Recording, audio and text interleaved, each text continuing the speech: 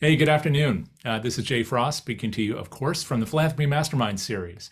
And I'm so happy that you can join us. In the next few minutes, I'll be using a little oxygen so others can join us in this room. And I also want to make sure that I encourage you to utilize the functionality of this platform, which may be new to you. It's called Zoom. So if you've never heard of that, I'm sorry. You're about to be part of this ecosystem that we all have been enjoying for a couple of years at least. But it does allow us to hear from you, if not to see you or hear you. Literally, we can hear from you using two functionalities you'll see probably at the bottom of your page. One of which is, of course, the chat. And I'm going to ask you in just a second to let us know that you're here. That's one way to just make sure you can talk amongst one another, but also it's a courtesy to our guest today to let him know that you're here present and maybe where you're from and which organization you're with. In addition, we also have, of course, Q&A, and that's the perfect place to post questions as they occur to you, so that after our presenter has a chance to present, we'll have an opportunity to bring those questions into the discussion. So we don't want to miss them. So please do use chat as a place to talk amongst one another and let us know that you're here, and use the Q&A as a place, as a repository for the questions that occur to you throughout. And with that, we have our first one from Carolyn. Thank you, Carolyn, for starting us up in the chat and letting us know that you're here. And once again, if you're just joining, my name is Jay Frost, and I'm the host of the Philanthropy Mastermind series brought to you by DonorSearch. It's the only thing you're going to hear about DonorSearch today, unless for some reason our guest mentions them. But we do want to thank them for providing a platform for guests like this to inform us about the biggest issues in philanthropy and fundraising. We're certainly going to be learning a lot today, both about the past, the present, and maybe even a little bit of the future. And that's all because DonorSearch lets us do it. So they provide this non-commercial platform since 2016. We've had it over 500 sessions and growing. And you can learn more about those over at donorsearch.net under the resources tab, where you can see past programs and ones coming up soon, including Things for the Ear at the podcast. So do enjoy all of that. And while you're there, if you care about your donors, you're going to hear a lot about donors today. You may want to check out what DonorSearch has to say about them. That's what their bread and butter is to know, of course, what donors are up to, where they're from, and what they care about. And so if you do want to know about your donors, check out DonorSearch's work, will you? Now, today, of course, we have as our guest, sitting there patiently as I rattled on, Woodrow Rosenbaum.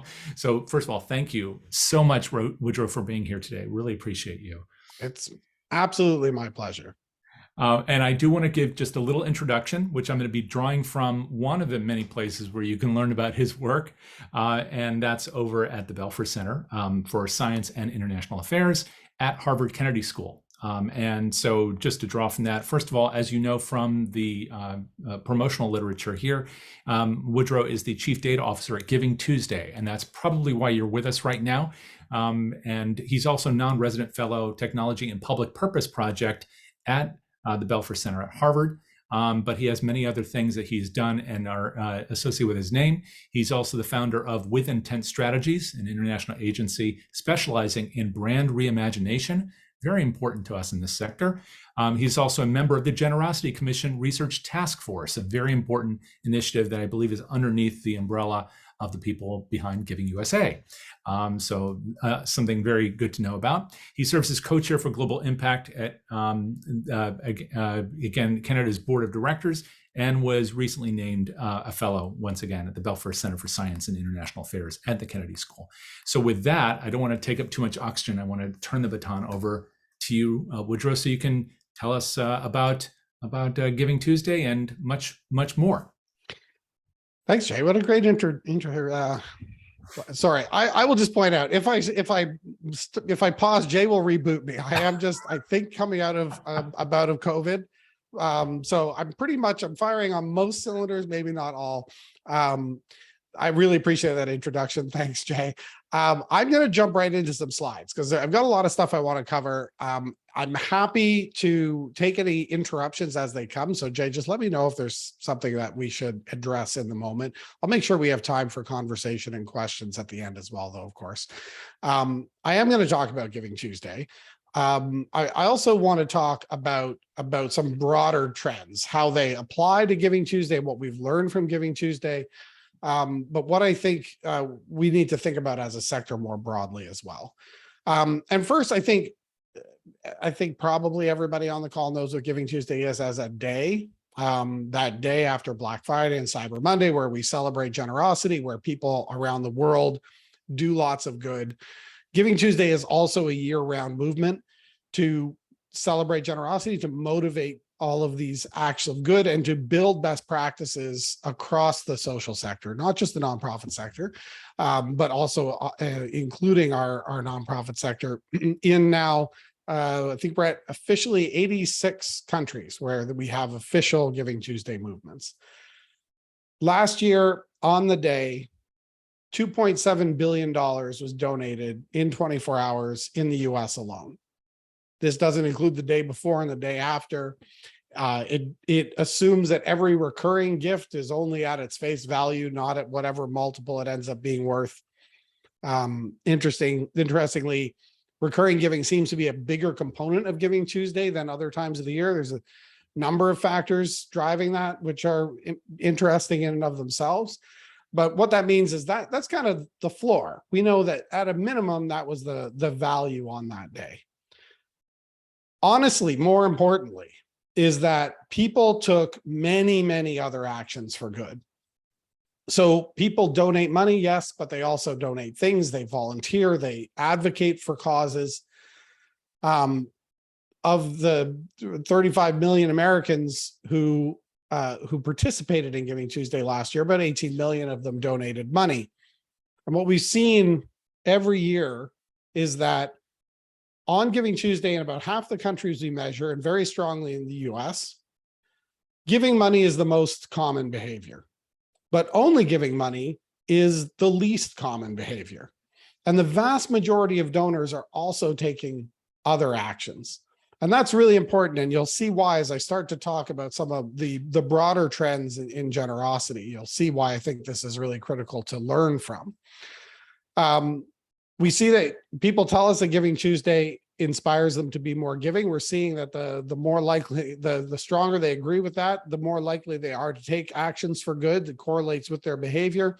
And the majority of donors say that they gave on Giving Tuesday to be part of a bigger group of people doing good. And we think that this is part of the kind of the value proposition of this intervention, is that feeling of being able to take that action, often very local, but also that is part of something much bigger.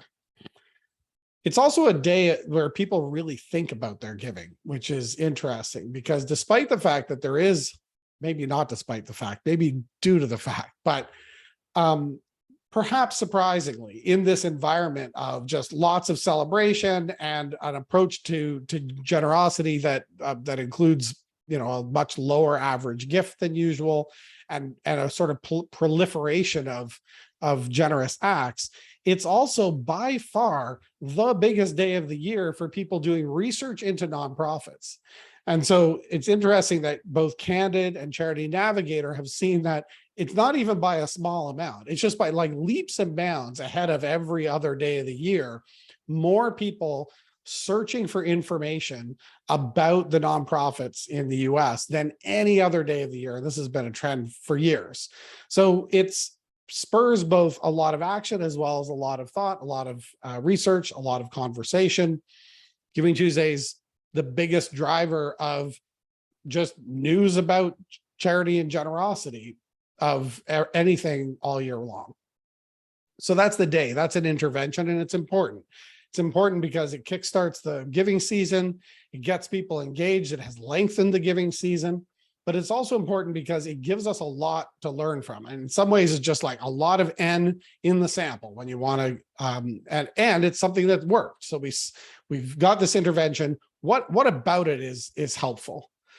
Our mission at Giving Tuesday is not to have a big day for giving. Our mission at Giving Tuesday is not about dollars into nonprofits. Those are good things, and they're part of what this experience is about. But our mission is about radical generosity. It's about generosity at the heart of how we build our communities and global society. And that's how we look at this. And my role as Chief Data Officer is a component of that. The data commons theory of change is that if we empower the organizations, the individuals, and the groups that are making change, with the data about their environment that allows them to make evidence-based decisions and measure their results, that they will be more capable of making positive change around the world. And we have some pretty ambitious goals behind our work at the Data Commons. We want to enable a dramatic increase in individual giving. We're looking at what gets us to the next incremental $10 billion a year in individual giving to nonprofits, as well as more participation in generosity and the giving economy. We want a more resilient and effective social sector, not just nonprofit sector, but more broadly speaking. We want to make sure that we are able to meet challenges with agility. We want to accelerate social innovation. We want to do that in a way that the innovation itself is equitable and that it drives equitable outcomes. We need good data environments in order to inform the players that want to bring that change. And we want more agency for the givers in communities. I'll talk about more about that in a minute, because I think it's one of the critical things to think about in terms of how we build this resilient social and in particular nonprofit sector. So we collect data. We have partners that help us to do this. We create data products. We create tools, and we feed the learning from this into our community of peer learning around the world. We help them to activate against those findings, and we measure the outcomes of that and feed that back into a continual cycle of learning. We have about 350 partners in the US. We're working in, it's actually now about 50 countries to build this infrastructure. And we're working with lots of, in fact, I'm thinking about 69, but these are sort of some of our closest relationships with academic research institutions around the world to help us do this. So that's my work in the context of Giving Tuesday as a movement and as an intervention. So I want to talk now about some of the trends we're seeing overall, and where I think there's both opportunity and risk. I think on the risk side, probably a lot of folks are pretty familiar with some of what we've been seeing. So the multi-year trend in the US and other places is for a consolidation in giving. We're seeing more money from fewer people. We're seeing year over year, we continue to see fewer Americans donating to nonprofits. The only real exception to this was 2020. And it is important to actually look at 2020 as the one year that reversed that trend, where new donors came in. A lot of folks have looked at that and thought, oh, it's crisis giving, it happens, and then it went, but it's actually not that simple. 2020 was a challenging year for the sector, you might have noticed. And one of the outcomes of that was a real like winners and losers situation. We had the entire sector was up in dollars and in donors, but most organizations were down. And that imbalance was very challenging, of course, for a lot of organizations. We are still seeing the effects of that. We are kind of returning in some ways back to quote unquote normal. There are some of the underlying trends pre-2020 have returned. And one of those is we're getting more money, but from fewer and fewer people. And when you look at that, I think a lot of people have looked at that and thought, okay, well, what this tells us is that people are less generous than they used to be. They're less giving. They are less interested in donation. And so we've been trying to just kind of pick this apart and to get a broader understanding of what the behaviors are, what that tells us about how people are giving. Because despite this return to that trend, we still see lots of counterexample. And when we look at 2020, it's not as simple as people showed up and gave and then they left, because in fact, they tended to stick around. So something else must be going on. And if nothing else, it is possible to increase participation. So what's actually happening? So we've been looking at some of the assumptions that are being made in the sector and trying to evaluate them. So first, there's an assumption by many that people generally prefer to give money. And because there's fewer people doing that, giving must be in decline. The reality is people give in many, many different ways. Not only that, most acts of generosity are non-monetary. So when we only think about money as the way to measure giving, we're measuring less than a quarter of all of the giving. So it's not really fair to say that giving has declined by only measuring that one particular slice. In fact, what we see is that, as I said, you'll remember I said that on Giving Tuesday, most people are doing more than one thing. Well, that's true just in general. It's very rare for people to only give in one way. Of the Americans who give, only 7% only give money. And 80% give in at least two ways, or giving at least two of money, time, and things. So this is really important to understand because most of our engagement is very financial. And so that means that if we only come at it from a financial, transactional engagement with donors, we are by definition ignoring most of the way that they want to be involved. So how do people give? Well, in the US, giving things is more common than giving money. About 2/3 of people donated items. So it's critically important way that people give, and we can look at how, you know, the different cause areas, and they are somewhat different from where people choose to give their money. But this seems at least to be more driven by kind of what the opportunities are to give things rather than what the cause area preferences are of the givers. Of course, people can give their time as well, and volunteering is very interesting. We've seen a lot of volatility in that volunteering landscape, not all of it negative. It was interesting to watch there was just a crash in volunteering when lockdown started in early 2020. That actually recovered much quicker than we would ever have expected.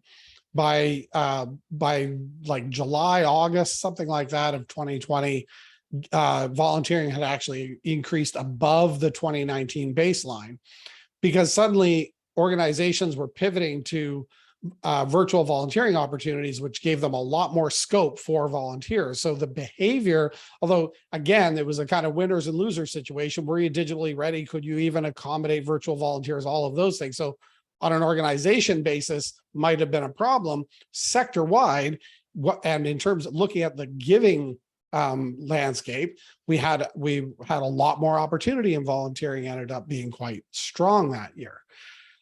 People can also be advocates, and it's really important to look at this as a giving behavior, because we're seeing that it's very strongly correlated with other modes of giving, and people are quite prolific in their advocacy. So more than a third, something like 35% of people engage in some form of advocacy.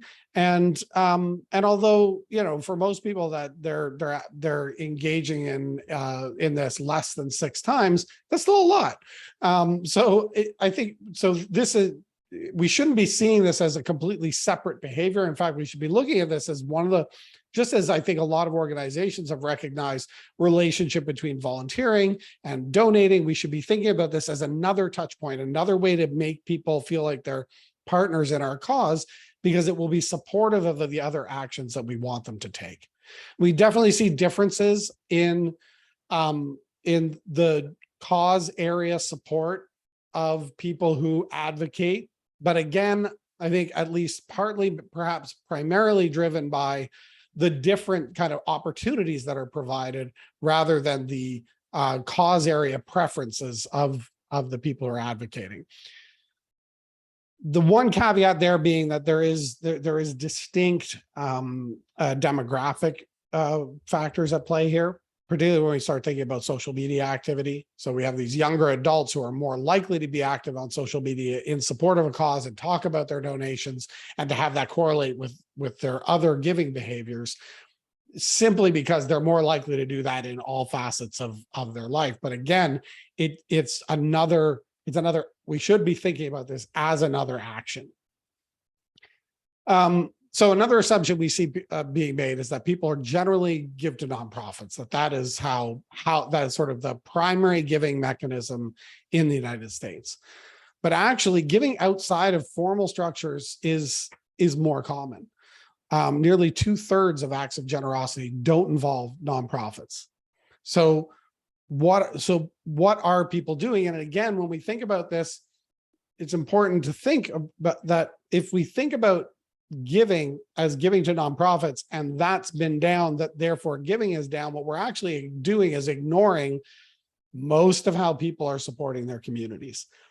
These are not separate behaviors. In the US, we see this skew toward nonprofits, right? So we look at this in a number of different countries, and you can see that depending on what people are giving and where people live, their giving might skew more toward structured but unincorporated entities like mutual aid networks, or might, like it does in the US, skew toward nonprofit entities. But everywhere we looked, most people are doing more, all three. Only 14% of Americans only give to nonprofits, and 40%, so more than 2.5 times more, give to all three recipient groups. And when you look at people who give only money to nonprofits, you're down to 2.5%. Like it's basically zero. So what does this tell us about how we can engage? Are we engaging people around all the ways that they want to bring themselves to their communities? When people are taking care of their communities, they need the food bank less. It's not a separate part of this economy. So we need to have a more holistic view if we're going to be good at getting people to do the thing we want them to do. If we want them to participate in nonprofit charitable giving, then we should be thinking about their entire experience and how they want to show up. Are we partnering with them in the ways that they want us to show up? When we looked at how Americans participated in mutual aid, it was really interesting, because people who do mutual aid network or have engaged with mutual aid networks have very high philanthropic sentiment, and interestingly are actually more trusting of nonprofits than average. They are more likely to say that they prefer giving directly to people in need, but when we look at their behavior, we see that they actually are more likely to donate to charities than their peers. They're more likely to have volunteered for a nonprofit. They're also more likely to have done things like just support a local business. Saw this just took off during the pandemic and was really indicative of how people give in lots of ways, including like just donating money to small businesses. So, and in fact, there's less and less distinction being made all the time between these different modes of giving by the giver. But we in the sector tend to continue to try to force a dichotomy. And what that's doing is it's leaving us out. So we need to start thinking about that differently, because this assumption that people are becoming less generous is not supported by the data. What we see is that the sentiment is strong and robust. The vast majority of people say that they want to make a difference and that giving is important to them. And that's pretty resilient. So what we see is that the likelihood they are to answer affirmatively to how important it is, that correlates with their behavior, like across the board. So if they're inclined toward generosity, if they think it's important, they put their money where their mouth is. And that can mean donating money to a nonprofit, but in their mind, it doesn't have to. There's ways that they will deploy their good, and when the opportunities are presented, they'll take advantage of them. Remember when I was in Romania, 2018 or 19, talking to our leaders there, they said, giving is a fundamental human need.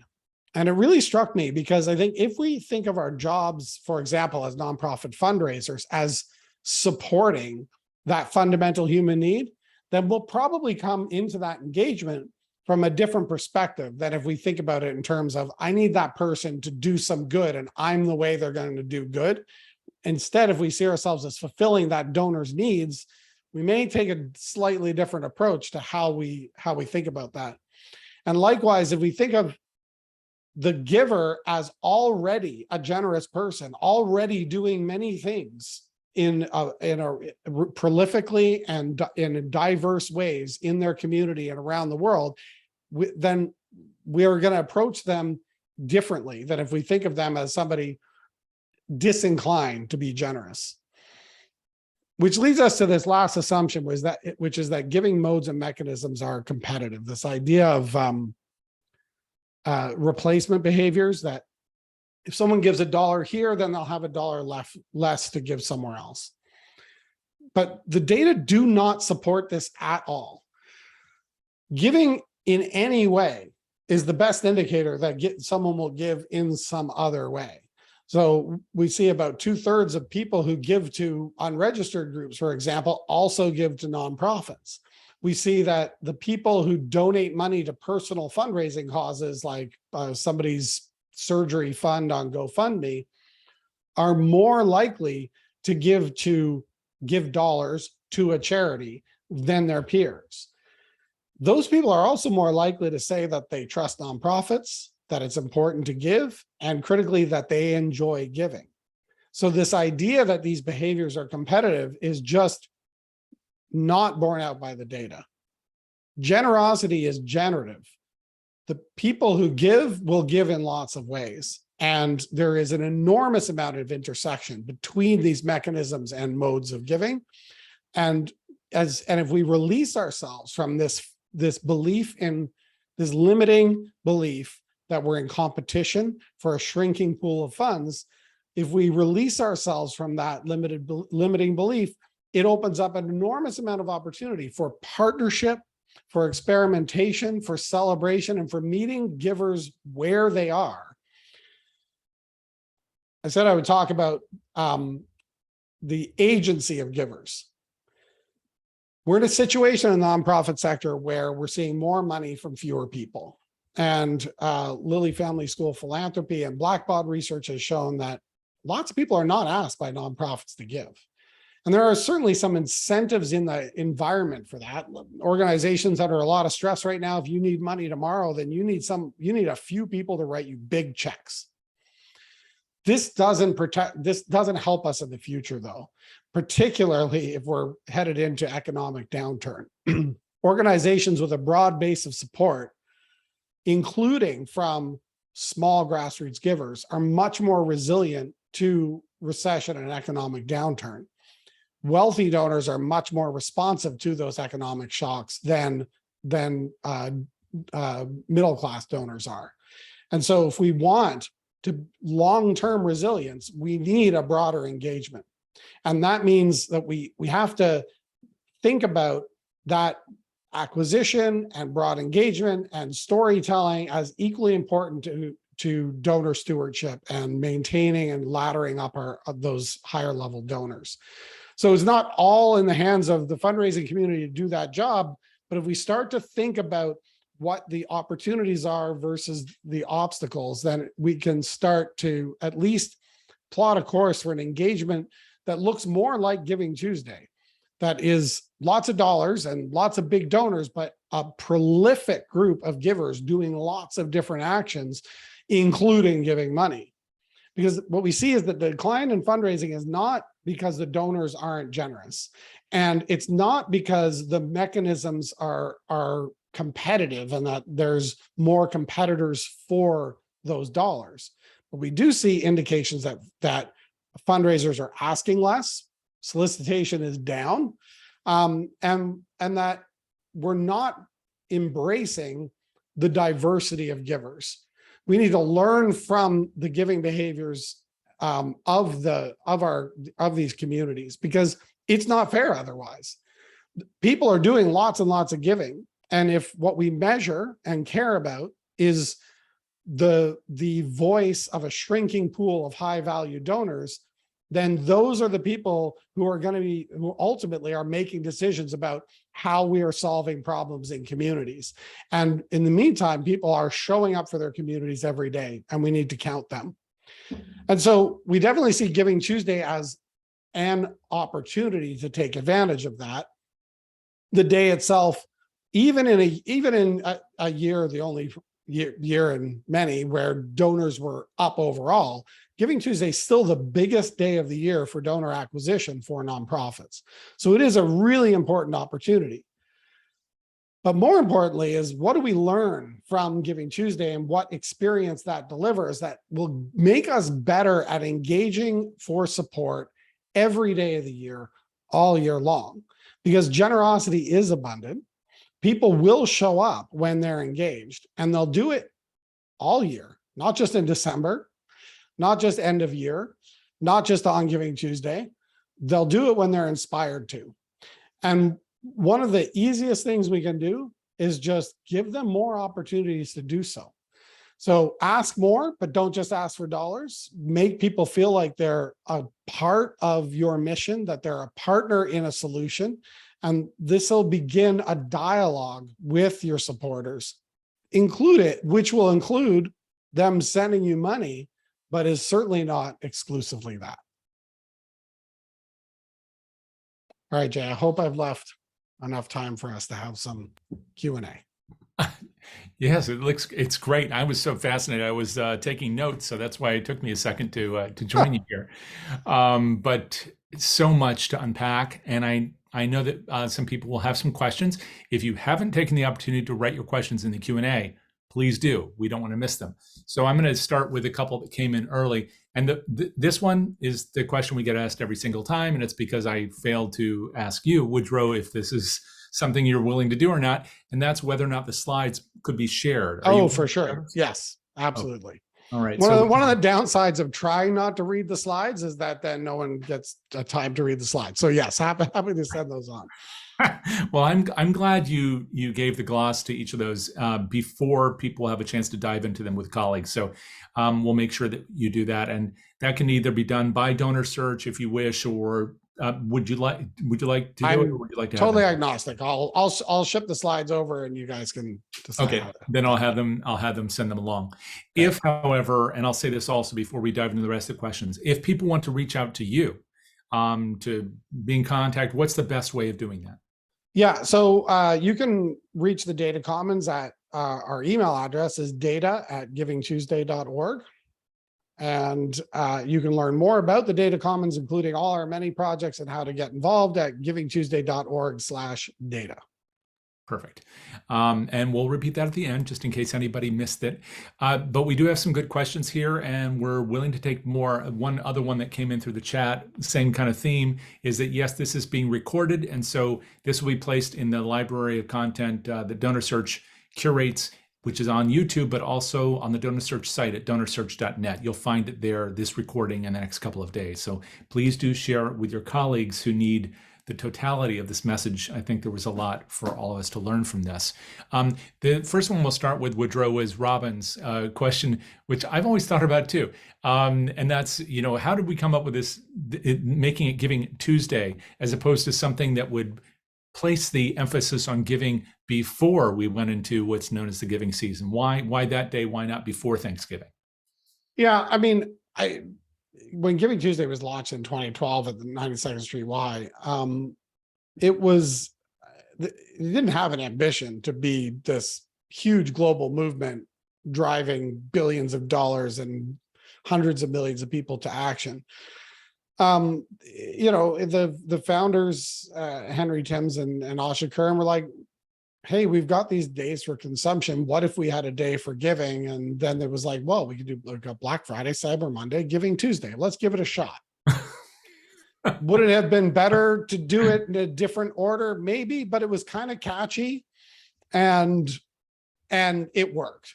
And it was interesting actually to see Giving Tuesday grew way faster than Black Friday and Cyber Monday around the world. Now, in terms of dollar value, is still much smaller than consumer spending, but grew faster in the US and Canada, where Black Friday and Cyber Monday were already established, but also was like out ahead of Black Friday taking over the world. So when some European countries, for example, started bringing Giving Tuesday in, and they would say, well, you would really have Black Friday here. It's not really that big a deal. Like, it's not really going to mean anything to people. And people would say, why are you doing this on that random Tuesday? And they would just say, well, that's because that's where people that's when people all over the world do it. It's also just totally decoupled now from that whole Black Friday, Cyber Monday. That's like way in the rearview mirror. It's the seed of this was born out of that, like, what if we had a day for giving? But now we have a day for giving that is zero dependent on the fact that there is Black Friday and Cyber Monday. Yeah, and there have been other things that I think have come after Giving Tuesday, such as a big day of giving in China, which is totally different, has nothing to do with these dates. But I wonder if some of that has been inspired by the success of putting the emphasis at this inflection point of, a giving day. Yeah, and you can have lots. It's interesting, Giving Tuesday in India happens in October to coincide with a pre-existing festival. Right. I come from commercial marketing, and the idea that you can only have one day sale, you can have 365 one-day sales. Urgency is important. I think this is part of the kind of sweet spot of Giving Tuesday as an intervention. Is if you want to be part of the fun, you got to give on the day.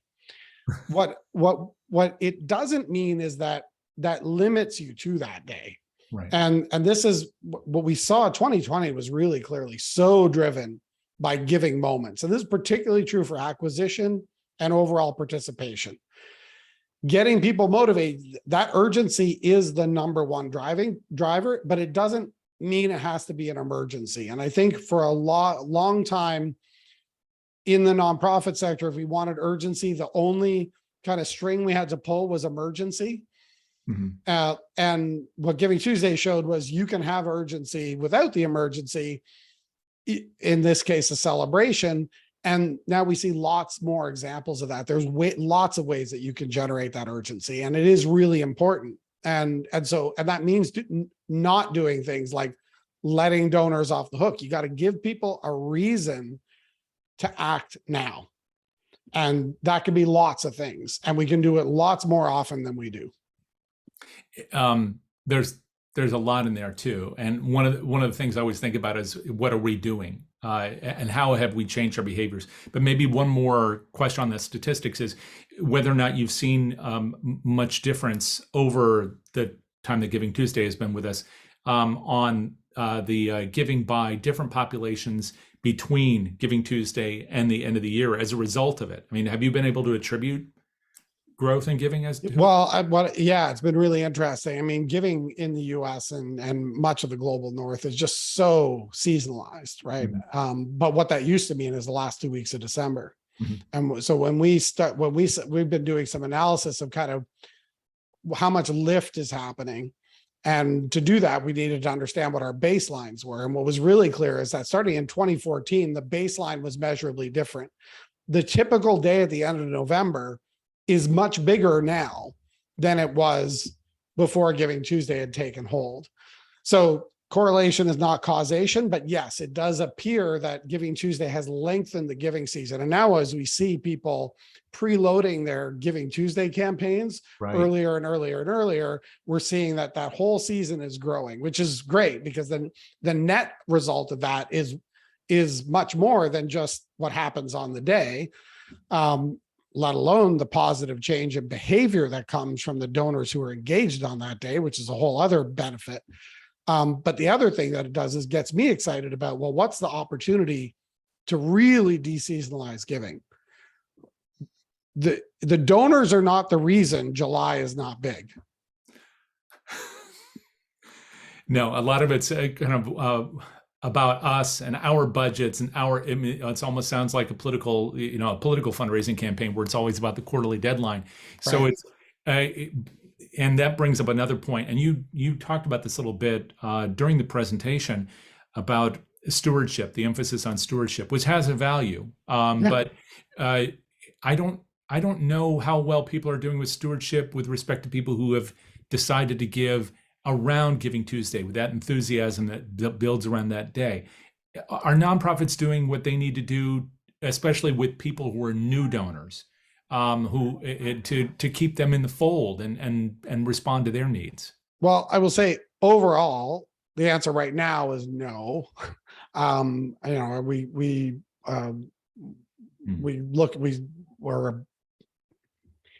we create the fundraising effectiveness project metrics and reports on a quarterly basis, and along with the Association of Fundraising Professionals are building out that suite of products to look at what these trends are. And retention is bad right now. We've seen some interesting deviations from that I think we need to go back and look at to understand what was working. New donor retention in 2021 was high, contrary to expectations. Why? That's really important to understand. Mm-hmm. So we have this influx of donors in 2020, and they stuck around at a higher level than expected in 2021. Mm-hmm. Giving Tuesday donors tend to be stickier. They tend to have, like, if you acquire a donor on Giving Tuesday, on average, they'll be retained at a higher rate. They'll be more likely to give again within the first year, and their lifetime value will be higher.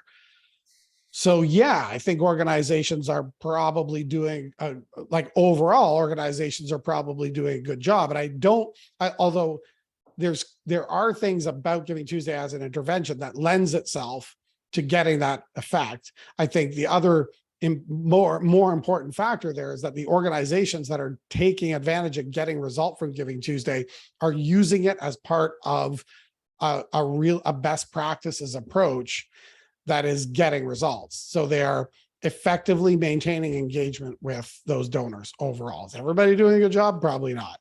But on average, we see those donors having higher value. Donors who were already in your file tend to increase their value at a higher rate after they participate in Giving Tuesday. I think that's really indicative of organizations that took a different approach, right? And part of that approach was ensuring that they were leveraging Giving Tuesday, and they're getting those results. So yeah, I think overall organizations are doing a good job with their Giving Tuesday donors. 82% of organizations told us they used Giving Tuesday as an opportunity to try something new. That something new seems to be working because they get a result on the day, and they get a result after the day. So those are the organizations, 82% of organizations as opposed to 82% of donors. Is that right? Right. Yeah. Yeah. I wonder if the donors are testing us that way too. Is there any data to answer that question? I mean, somewhat. Certainly donors are more prolific on Giving Tuesday, so they're more likely to give to more causes. They're more likely to be proactive, although it's still minuscule, right? Like donors respond to an engagement. Right. They're a little more proactive on Giving Tuesday. You see things like searching for opportunities to give, right, mm-hmm. is measurable on Giving Tuesday, and it's not very measurable any other time of the year. I mean, disasters drive that as well. So yeah, some indication the pump is definitely primed. And again, the people are saying the 52%, it's a small majority of donors said they donated on Giving Tuesday because they wanted to be part of the fund. So yeah, that's part of what's going on there. I think what would be really interesting is if we think about how do we manufacture that more often. Right. Well, here's a question from Tina, who's maybe that's along those lines in a way, asking if there's an example of doing something new on Giving Tuesday that works. And I know you probably have thousands, but can you pick a couple? Well, I think early on, in 2012, when Giving Tuesday was launched, and it was a hashtag, and a lot of people had to ask what that was. Like that's how long ago that was. Right. So I think for a long time, the something new was the internets. Like that was, and for smaller organizations, it became like using social media, and then it was like crowdfunding. It was just the Giving Tuesday was kind of the opportunity to try those things that were already emergent. And so, Giving Tuesday was established very early as the biggest day of the year for crowdfunding by donors, by fundraisers, by campaigns, by dollars, like every metric. Mm-hmm. So it's just like this partly product market fit, and partly it was like, oh, well, Giving Tuesday is coming. It's this fun time where you can make it about anything. And I've been meaning to try that whatever thing is new. A lot of new platforms launched on Giving Tuesday, right? So now I think what we're seeing is collaborations and sort of partnerships is an interesting way that we're seeing people think differently about about what the opportunity of Giving Tuesday is, and community movements are an important way that is driven, but also just like organizations that have a similar cause across the country, or organizations that serve a similar community or similar population in a community coming together and saying, hey, Giving Tuesday, we can try a thing together. And what we're starting to look at now is, what are the other lasting outcomes? Are there other lasting outcomes of those intervention collaborations? Somebody comes together for a fundraising campaign. Mhm. Do their organizations continue to collaborate in other ways afterwards? Right. I think about that every time I hear a local public radio appeal that says you give today, and it's also going to go to our local, shelter for, women, or for the homeless, or what have you. And I wonder, is that maintained? Is that a one-off? And I do want to ask you also about one other thing you talked about, which is the fact that so much of giving is, if defined more broadly than fundraisers tend to do it, is in the form of everything from volunteerism to giving to organizations that are not 501c3s. There are all these ways that people give. It's the vast majority of giving, in fact, 2/3, as you pointed out, in the United States alone. So are there new innovations that we are trying as nonprofits, or could try, to help drive some of that giving, since those also lead to more money as well? Yes, 100%. I really think that that's following the donors, right? And that's where the big opportunity is to reverse the negative participation trends. If we see that prolific behavior as a feature rather than a bug, it's going to change how we engage with it. So what I would love to see is organizations, the new that they try, work with that mutual aid organization, partner with people who are raising money for individuals who are ill, and a cancer research organization and a hospital. Like, think about the ways that you can attack a problem on multiple levels and work together. I think that's where the big opportunities are going to come from, because people are out there giving. And if you don't think about that as competitive, then what would that change about how you think about engaging in your marketplace? Yeah, absolutely.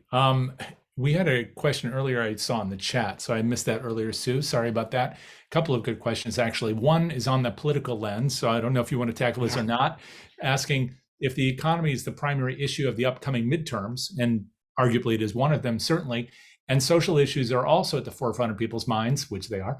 How do we analyze these factors? As fundraisers, do we pivot and think out of the box? I mean, I guess, how close to the bone do we get on some of these issues that are right in front of us in the political season?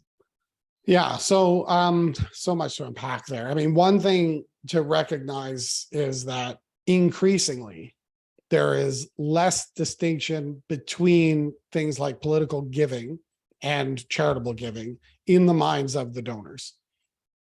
Particularly true the younger you get, right? Mm-hmm. So already which frankly just makes sense. Young people got it right. Like, you want to make change, then there's probably lots of ways you can make change, including trying to influence policy, right? Again, if we think about that as competitive, we might think, oh no, all those political fundraisers are going to take my money. But if you think about that instead as, oh, great, people are deploying their money to change things in their communities, then what does that mean for your role? How are you part of what they're doing? So if nothing else, just thinking about somebody who's giving to a political cause cares about something. What's my role in solving for that?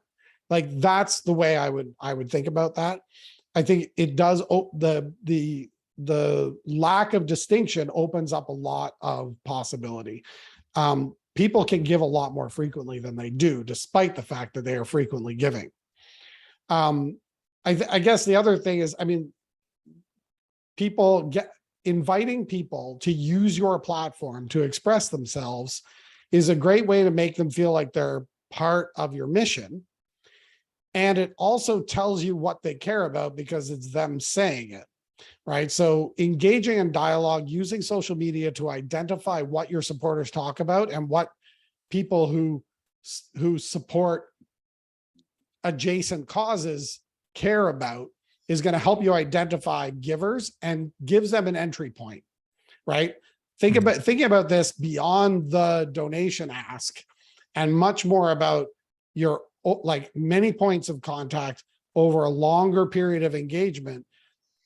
Ultimately, that's going to maximize dollars, but it just means that you got to be thinking about many different ways to engage. And I think that those opportunities are just going to grow, and we don't see noticeable cannibalization from during election years from the nonprofit sector. So I don't think there's much risk happening there. Okay, that is such an important footnote, because I've heard for years people say things both within nonprofit fundraising, such as, oh, if we run a capital campaign, do we cannibalize the annual fund? But also within the political season, oh, can we really raise money because everybody's focused on giving to political candidacies? Or the other part, which you've been talking about today in a way, volunteers. Well, if people are out there canvassing, how can we really ask them to come in and make bologna sandwiches for the people who need to eat this week? So do you see us, again, battling in our own minds with this idea that these are competing interests? People have a fundamental human need to give. You're there to serve that need. Right. They don't have to do all those things.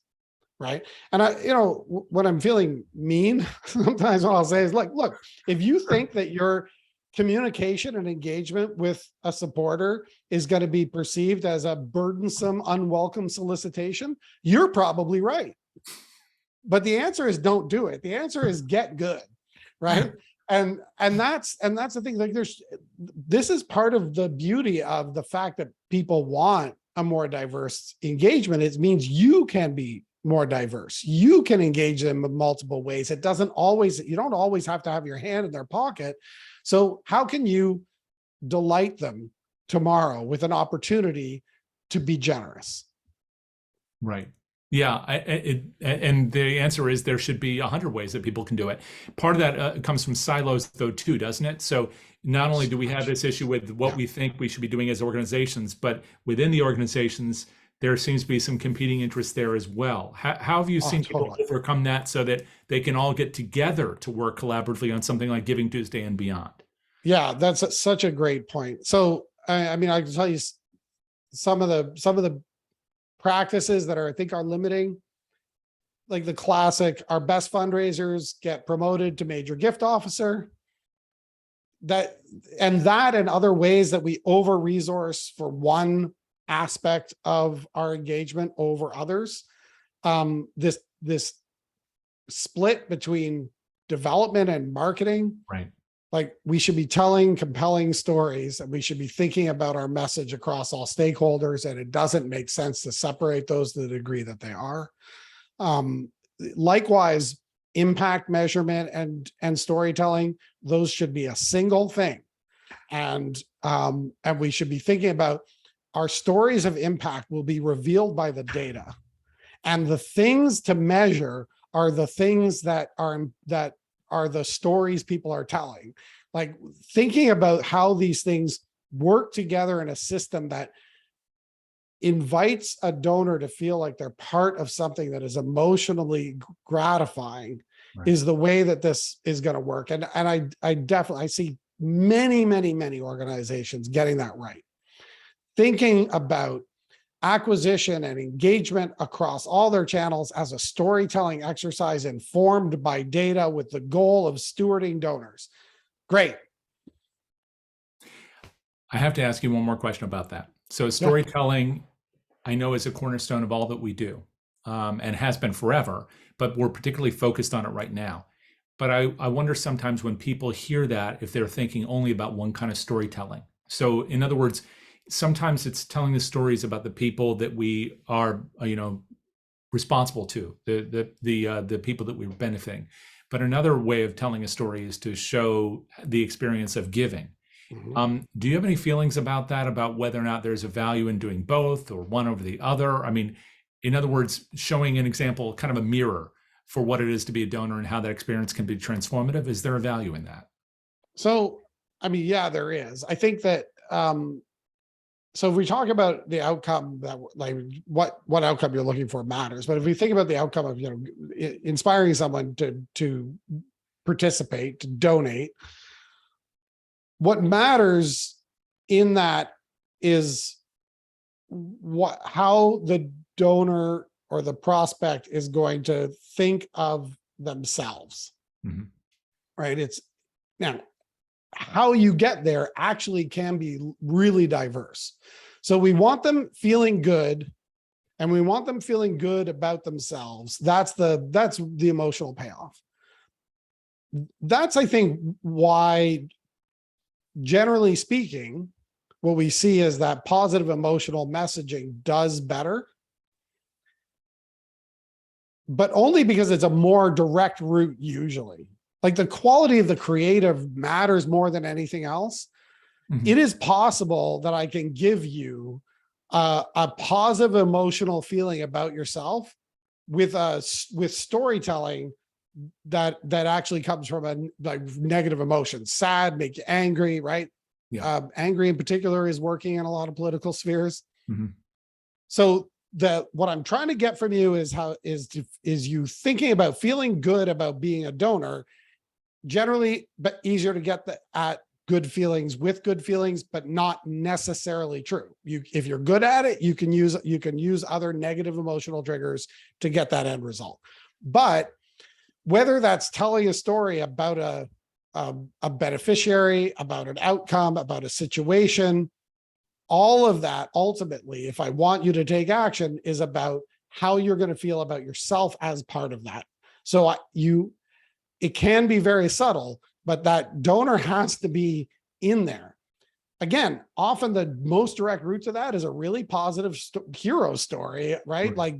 But only because it's more direct. If you're really creative and got a great team, there's lots of other ways to get to the end of that road that might even be better. But the donor, you can count on the donor doing a lot of work. You think about advertising, mm-hmm.